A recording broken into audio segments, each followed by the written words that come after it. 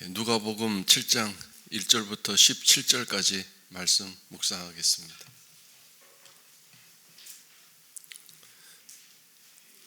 예수께서 모든 말씀을 백성에게 들려주시기를 마치신 후에 가버나움으로 들어가시니라.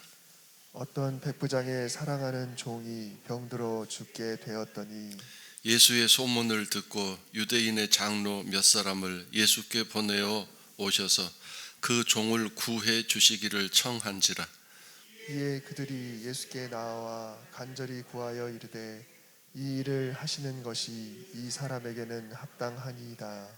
그가 우리 민족을 사랑하고 또한 우리를 위하여 회당을 지었나이다 하니 예수께서 함께 가실새 이에 그 집이 멀지 아니하여 백부장이 벗들을 보내어 이르되 주여 수고하지 마옵소서 내 집에 들어오심을 나는 감당하지 못하겠나이다. 그러므로 내가 주께 나아가기도 감당하지 못할 줄을 알았나이다. 말씀만 하사 내 하인을 낫게 하소서. 나도 남의 수하에 든 사람이요 내 아래에도 병사가 있으니 이더러 가라 하면 가고 저더러 오라 하면 오고 내 종더러 이것을 하라 하면 하나이다. 예수께서 들으시고 그를 놀랍게 여겨 돌이키사 따르는 무리에게 이르시되 내가 너희에게 이르노니 이스라엘 중에서도 이만한 믿음은 만나지 못하였노라 하시더라. 보내었던 사람들이 집으로 돌아가 보매 종이 이미 나아 있었더라. 그 후에 예수께서 나인이란 성으로 가실새 제자와 많은 무리가 동행하더니 성문에 가까이 이르실 때에 사람들이 한 죽은 자를 메고 나오니 이는 한 어머니의 독자요 그의 어머니는 과부라. 그 성에 많은 사람도 그와 함께 나오거늘 주께서 과부를 보시고 불쌍히 여기사 울지 말라 하시고 가까이 가서 그 관에 손을 대시니 맨 자들이 서는지라.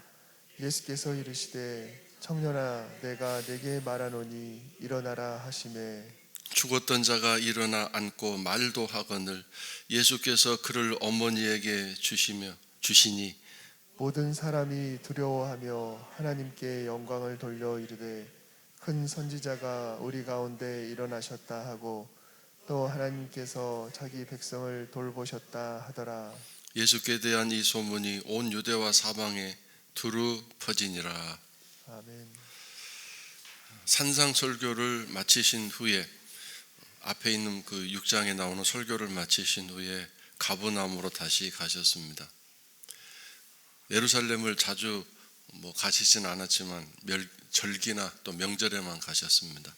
예루살렘 사람들은 설교를 말씀을 잘 듣지 않고 거부하기 때문에 여기 가버나움 갈릴리 주변의 사람들은 그래도 예수의 말씀을 잘 듣고 또 청취하고 그래서 많은 또 은혜도 베푸시고 기적도 베푸셨죠. 가버나움으로 갔더니 백부장이 왔습니다. 백부장은 로마 군인인데 100명의 군인을 지휘하는 지휘관입니다. 오늘날로 말하면 중대장 정도 될 것 같습니다. 백부장이면 그 당시에 굉장히 엄청난 권력과 또 힘을 가지고 있는 사람입니다. 로마인이기 때문에 지배하는 이 나라에 와서 있는 군인이기 때문에 그가 가진 권력과 힘은 상상할 수 없는 엄청난 힘을 가지고 있음을 우리가 먼저 알아야 되겠습니다. 근데 이 백부장은 종을 사랑했습니다. 사랑하는 종이 병들어 죽게 되었으니 예수님을 찾아왔습니다. 그러니까 그 전에 이 종을 고치기 위해서 많은 방법과 또 여러 가지 그 시도들을 이렇게 노력했다는 뜻 아니겠습니까? 그 다음에 예수의 소문을 듣고 예수님께 찾아왔는데 예수의 소문을 듣고 그것을 받아들이고 인정하고 믿었다는 것은 참 대단한 일입니다. 로마 사람은 힘, 무력 이것에 길들여져 있는 사람입니다. 그리고 군인이 아닌 일반인 사람이라면 이성적인 논리적인 것에 길들여져 있는 헬라 사람들이죠.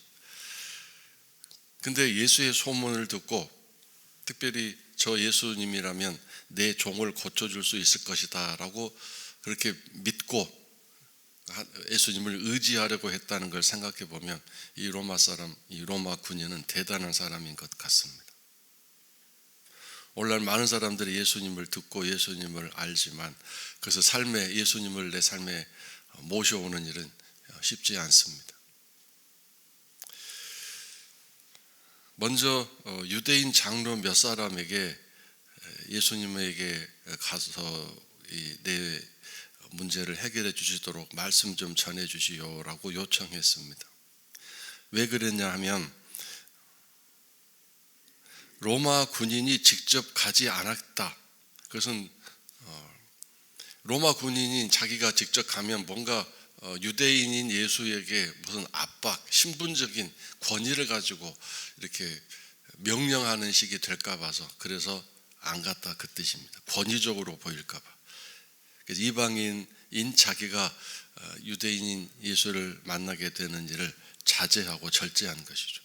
그래서 유대인 장로 몇 사람에게 부탁을 했는데 그 사절에 보면 유대인 장로들이 간절히 구했다고 그랬죠. 간절히.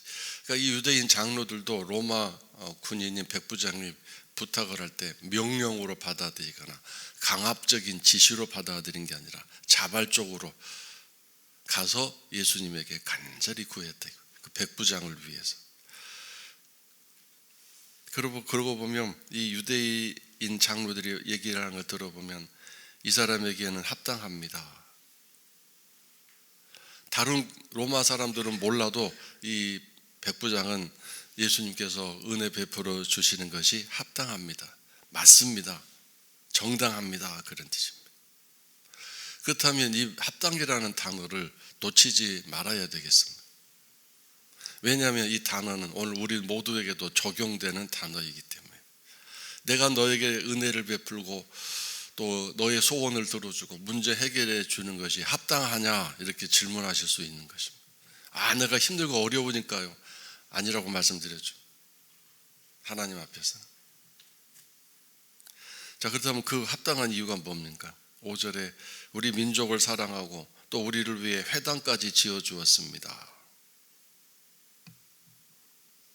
즉 이것은 백부장으로서 자기가 이 지배하는 통치하는 이 이스라엘에 와서 권력을 휘두르고 자기 본분만 다하는 것이 아니라 오히려 유대 그 민족들을 이스라엘 사람들을 사랑했다.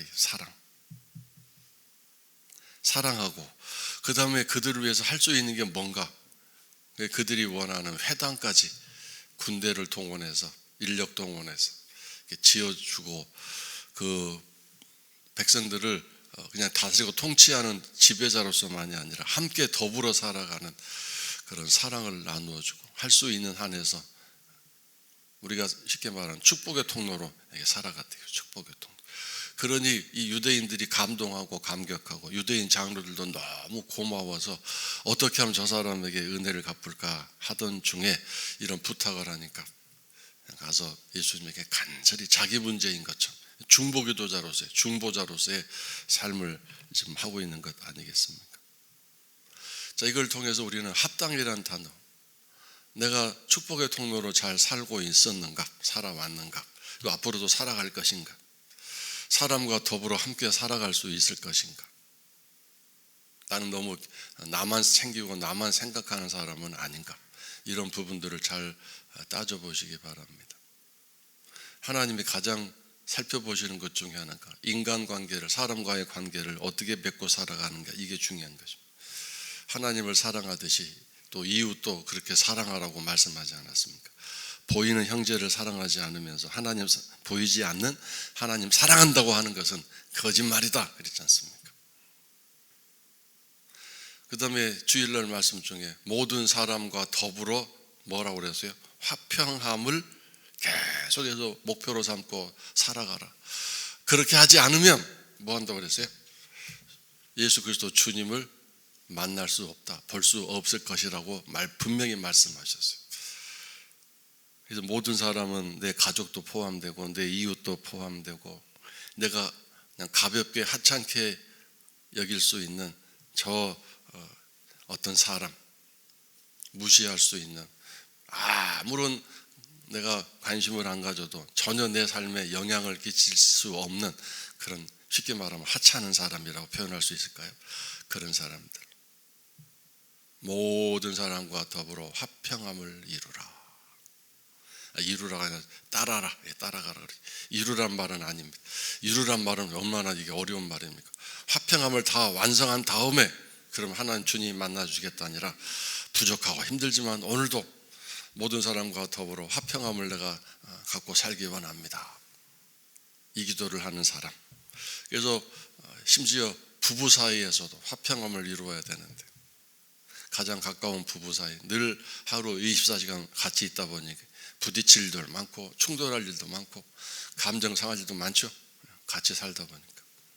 그런 가운데에서 나는 화평함을 따라가고 그것을 추구하는 사람인가, 이걸 잘 생각해 봐야 되겠습니다. 자, 그래서 이제 예수님이 그 말씀을 들으시고 백부장 집으로 가는데, 또 부활을 시켜서 이제 예수님이 오시는지 안 오시는지 이렇게 지켜보고 있었던 것 같습니다. 그래서 부하가 득달같이 달려가서 예수님이 오십니다 그랬더니 다시 또 사람을 보내서, 누구를 보냈냐면 벗들을 보내요 그랬죠. 벗들이니까 누구겠습니까? 같은 로마 사람들이든지 같은 군인이든지 아니면 유대인들 중에 친구로 삼아서 같이 지내고 있는 사람들, 친구들을 보냈습니다. 예수님, 우리 집에 오지 마세요. 내 집에 오시는 것을 내가 감당하지 못하겠습니다. 그러므로 내가 주께 나아가기도 감당하지 못할 줄 알았기 때문에, 이 감당이라는 단어는 말은 뭐죠? 나는 감히 예수님께서 내 집에 오시는 것을 내가 이렇게 받아들일 수 없습니다. 너무 초라하고 너무 부끄러운, 나같이 형편없는 인간에게 어떻게 감히 높으신 예수님이 오신다는 말씀이십니까? 이건 정말 지극한 겸손이죠. 내가 로마 군인인데 감히 하면서 이제 당신이 우리 집에 오셔야죠, 이렇게 하는 게 아니라, 내 종이긴 종이지만 나와 똑같은 그런 위치에 있다고 생각하고 예수님이 우리 집에 오셔서 서비스해 주셔야죠. 내가 그 종을 데리고 갈 수도 없고 죽어가는 상황인데 움직이기도 어려우니까. 그래서 이 예수님에 대한 이 겸손, 나 같은 사람에게, 우리 같은 사람에게 이런 겸손함이 있습니다. 만약에 여러분 집에 대통령이 온다고 그러면 어떻게 할까요? 난리가 나겠죠. 아니, 우리 같은 집에 어떻게 예수님이 대통령이 오십니까? 이렇게 할 수 있지 않겠습니까?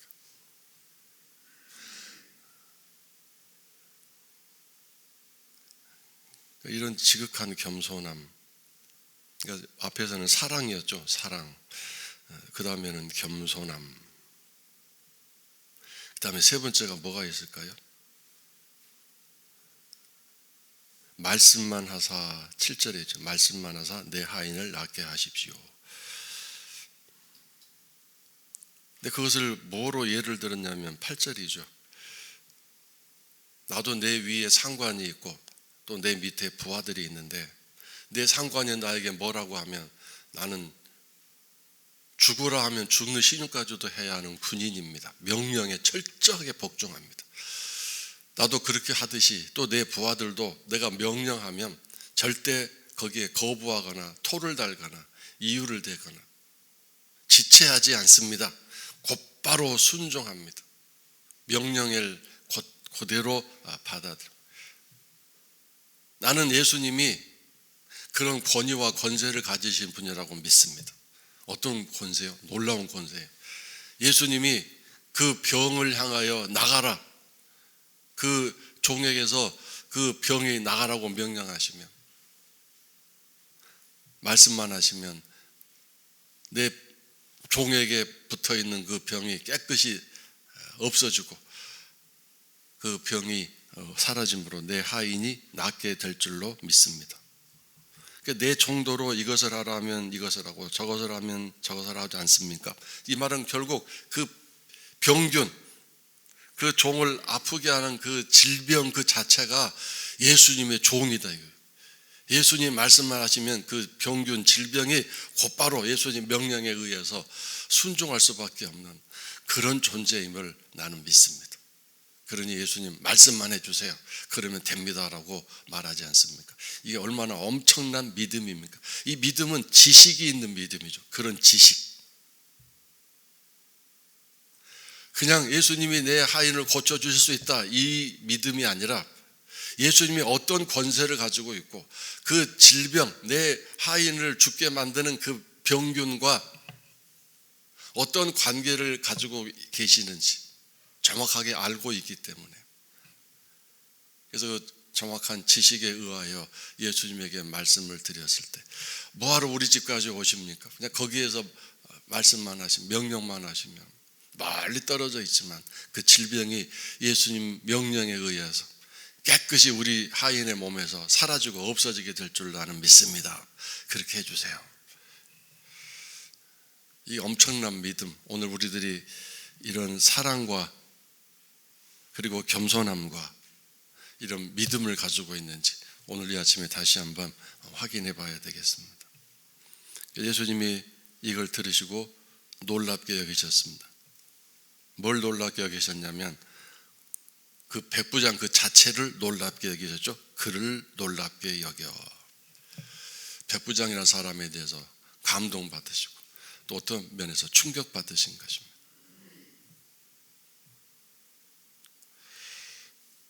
여기 충격이나 이 감동은 기쁨, 즐거움 그런 뜻에서의 감동이나 충격이죠. 너무 행복해 하신 거죠. 그래서 오늘 우리들이 이런 사랑, 또 이런 겸손, 또 이런 믿음을 가지고 있으면 정말 예수님이 감격해 하시고 놀라워하시고 기뻐하시겠구나 이걸 깨닫습니다. 근데 이런 사실, 이런 믿음이든 겸손이든 또 사랑이든 어떻게 하면 우리가 가질 수 있습니까? 시은수 앞에 나아가면 됩니다. 주 앞에 엎드리면 됩니다. 은혜의 보좌 앞에, 그곳이 바로 은혜가 시작되는 곳이니까 거기서 주님을 만나고 하나님을 만날 수 있으니까. 시은소, 속죄소. 사람은 집에서 부부끼리도 마찬가지인 것 같아요. 무슨 잘못을 얘기하면 막 성질내고 화내죠. 기분 나빠하죠.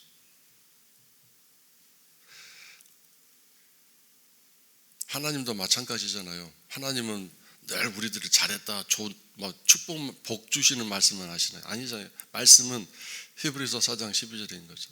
날카로운 검처럼 우리를 막 찌르고 쪼개시잖아요. 얼마나 아픕니까? 근데 그런 말씀을 듣고 주의 보좌 앞에 나가 엎드려 자백하고 고백하고 토설기도 하고 인정하고, 그럼 거기서 이제 은혜가 시작되는데, 저도 마찬가지죠. 누가 저보고 잘했다고 그러면 기분이 좋은데 누가 와가지고 이거 틀렸는데 이거 그렇게 하면 안 되는데 라고 지적하면 저도 정말 자존심 상하고 기분 나쁘겠죠. 그러나 정말 제대로 된 사람이라면 그것을 곰곰이 생각하고, 그래 근데 내가 인정해야지, 그리고 그것을 주 앞에 가지고 나가서 기도해야 되지 않겠습니까? 또 그렇게 하지 않으려고 살아가야 되겠죠. 오늘날 저 어린아이라도 칭찬해주면 좋아하죠. 뭐 이런 얘기를, 칭찬은 고래도 춤추게 한다. 칭찬만 하는 세상에 격려, 위로.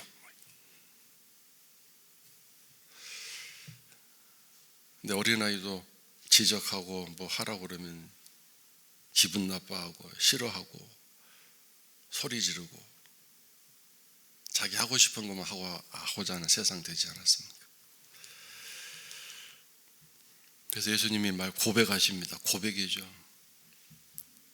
사람들, 예수님을 따라오는 사람들에게 말씀하시는데, 내가 이스라엘 사람들 중에서 이만한 믿음을 만나보지 못했다. 이만한 믿음을 내가 만나본 적이 없다. 기뻐하시면서도 마음 한쪽으로는 아쉬워하시고 참 마음이 안타까워하시는 그런 고백이고 선포 말씀이십니다. 그래서 예수님은 안 가셨죠. 집으로 안 가셨는데 친구들 또 그 장로들, 유대인 장로들, 그들이 이제 백부장 집으로 가봤더니 종이 이미 깨끗하게 치유가 되어 있었다는 얘기입니다. 자, 그 후에 이제 예수님은 나인이란 마을로 가셨습니다. 나인이란 마을 갔는데 장례식이 이제 진행되어서 성 밖으로 이제 장례 행렬이 오고 있었습니다. 많은 사람들이 제자와 함께 예수님을 따라가고 있었습니다. 이미 예수님은 이제 대중적인 인기를 끌고 있었죠. 근데 이 많은 무리들을 향해서는 예수님은 기적을 베푸시거나 은혜를 베푸시지 않았습니다. 그 따라가는 예수님을 따라가는 사람들 중에는 예수님이 눈여겨볼 만한 믿음 가진 사람이 없었기 때문이죠. 믿음 또는 사랑이나 겸손함에 있는 사람이 없었기 때문에 따라오도록 내버려 두시기는 하셨지만 그 예수님 따라가는 사람들 중에 얼마나 불쌍한 사람들, 힘들고 어려운 사람들이 많았겠습니까? 근데 그들에게는 은혜를 베푸시지 않습니다. 근데 성문 가까이 갈 때 사람들이 한 죽은 자를 관에 넣어서 메고 나왔는데 한 어머니의 독사고 어머니는 과부고 참 불쌍한 사람이죠. 그 다음에 성에 많은 사람도 그와 함께 나왔습니다. 근데 예수님이 그 과부를 보시고 불쌍히 여기셨습니다. 불쌍히 여기는 마음이 자동적으로 일어난 것이죠. 이것도 여러분 잘 보시면 많은 사람이 그 과부와 함께 나왔다.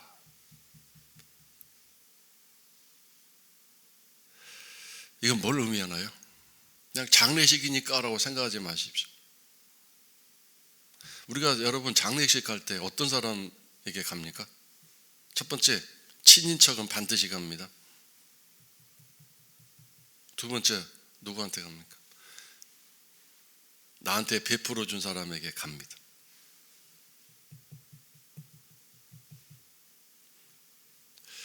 제가 보니까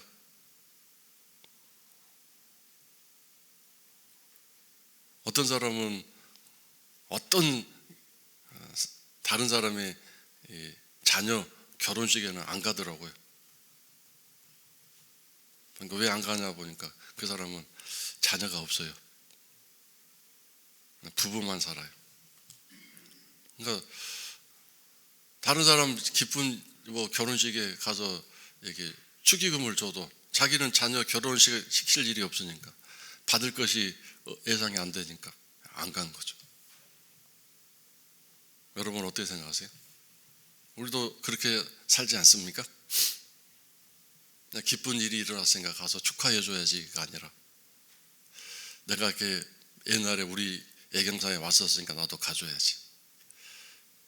또 그것이 아닐지라도 앞으로 내 앞에 애경사가 기다리고 있는데 그 일을 위해서 내가 이제 적금 드는 식으로 가줘야지. 그럼 내가 가주면 내 애경사에 그 사람 와주겠지. 이런 기대 심리. 그런 기부 혜택 주고받는 식으로서의 애경사에 우리가 참여하고 함께하는 거 아닌가요? 그렇다면 이 과부의 이 아들 죽음에 사람들이 많이 몰려온 까닭이 뭐겠습니까? 뭔가 있기 때문에 좀 몰려 나온 거 아니겠습니까?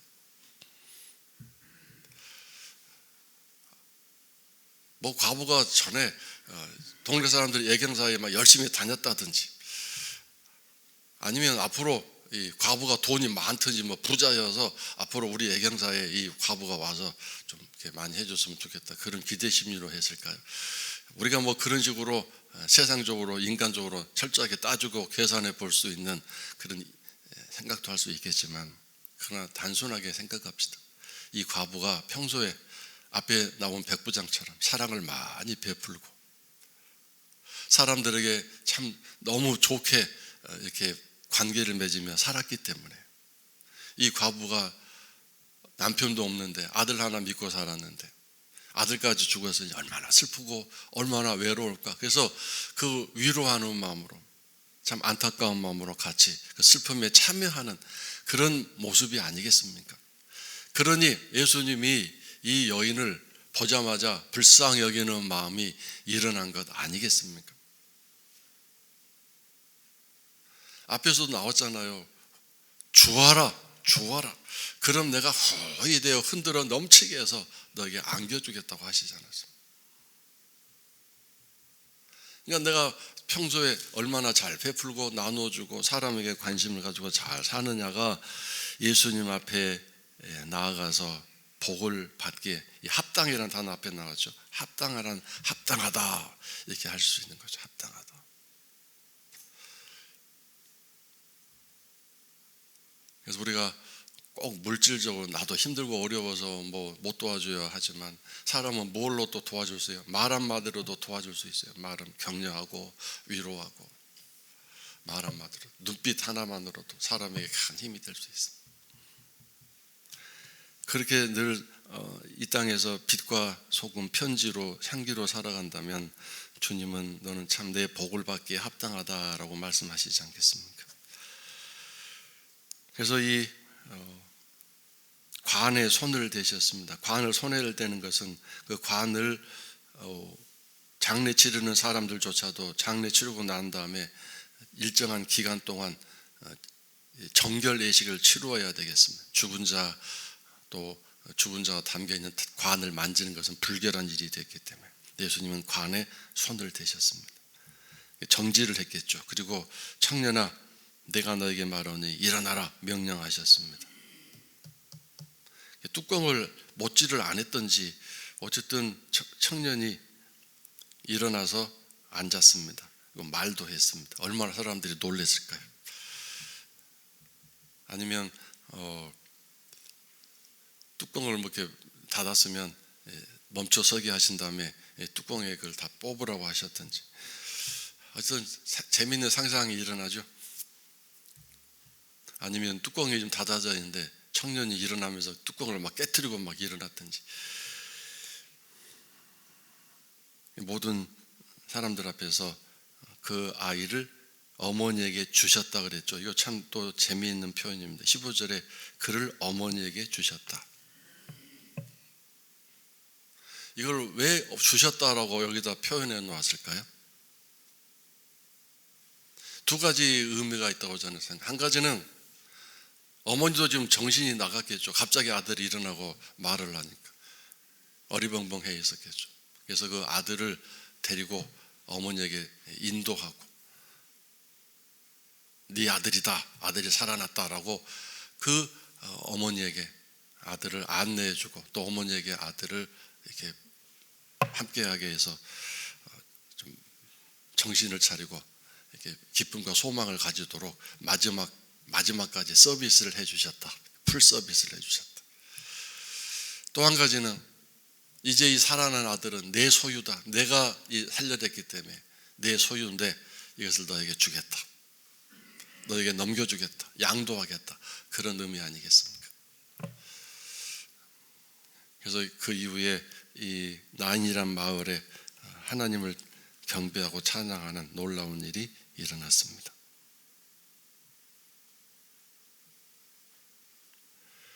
그런데 어떤 성경학자들은 이 관이 뚜껑이 없는 관이다 이렇게 얘기하는 사람도 있습니다. 뚜껑이 없었다. 단지 세마포로 시체를 감싸고 얼굴은 수건으로 덮었을 뿐이다. 그래서 이제 그 예수님이 어머니에게 주실 때 아마 예수님이 분명히 그 모든 세마포 다 걷어주시고 이렇게 얼굴을 덮었던 수건도 다 내려놓으신 다음에 그렇게 풀 서비스를 하셔서 어머니에게 주셨겠죠. 자, 오늘 말씀을 통해서 기억해야 할 단어들, 합당이라는 단어, 또는 겸손, 또 사랑, 또 믿음이라는 단어들, 하나님 예수님은 누구를 불쌍히 여기시는가, 이런 생각들을 하시면서 주님, 나도 그렇게 살기 원합니다. 나도 주의 은혜가 필요합니다. 라고 하면서 내 자신을 돌아보는 이 아침 될 수 있기를 주의 이름으로 축원합니다.